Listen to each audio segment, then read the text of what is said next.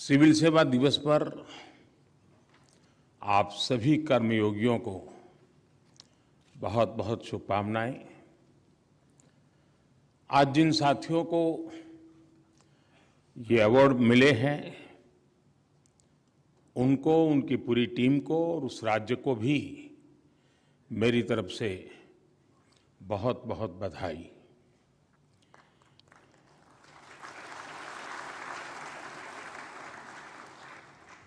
लेकिन मेरी आदत थोड़ी ठीक नहीं है,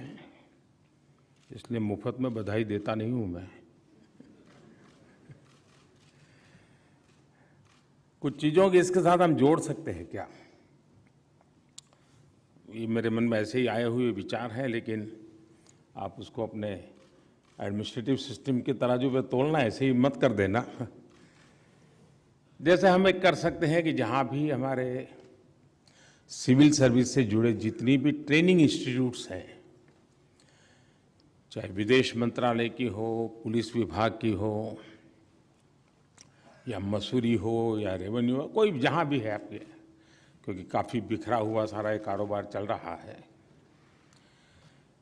हर सप्ताह 1-1.5 घंटा वर्चुअली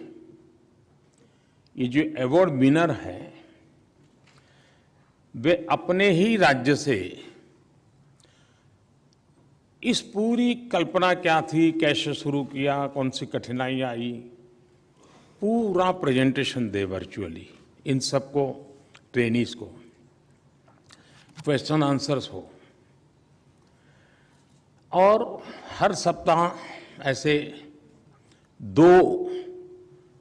अवार्ड विनर्स के साथ अगर विशेष चर्चा हो तो मैं समझता हूं कि जो नई पीढ़ी आ रही है उनको एक प्रैक्टिकल अनुभव, बातें, चीज़ों का लाभ मिलेगा। और इसके कारण जिन लोगों ने इस काम को अचीव किया है उनको भी इस काम के प्रति जुड़े रहने का एक आनंद आएगा। धीरे धीरे उसमें इनोवेशन होते रहेंगे, एडिशन होता रहेगा। दूसरा एक काम, ये जो आज 16 साथियों को यहाँ अवार्ड मिला है, हम सभी देश के 700 से भी अधिक जो जिले हैं उन सबको निमंत्रित करें कि इन 16 में से आप किसी एक स्कीम को सिलेक्ट कीजिए, किसी एक व्यक्ति को इंचार्ज बनाइए और आप 3 महीने 6 महीने के प्रोग्राम के अंतर्गत इसको कैसे लागू करेंगे, लागू करने की दिशा में क्या करेंगे। और मान लीजिए पूरे देश में से 20 डिस्ट्रिक्ट ऐसे निकले जिन्होंने एक स्कीम को सिलेक्ट किया है,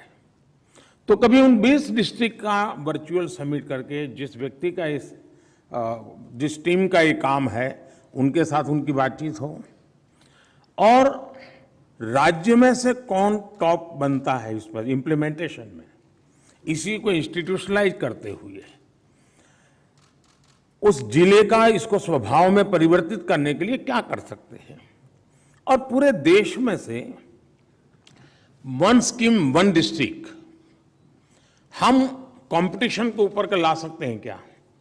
और जब 1 साल के बाद मिले तो उसका भी जिक्र करें, उसको अवार्ड देने की जरूरत नहीं अभी, लेकिन जिक्र हो कि भाई ये स्कीम जो 2022 में जिनको सम्मान किया गया था वो चीज यहां तक पहुंच गई। अगर मैं समझता हूं कि हम लोग इसको इंस्टीट्यूशनलाइज करने के लिए इंस्टीट्यूशनलाइज करें, क्योंकि मैंने देखा है कि सरकार का स्वभाव, जब तक वो किसी कागज के चौखट में चीज नहीं आती है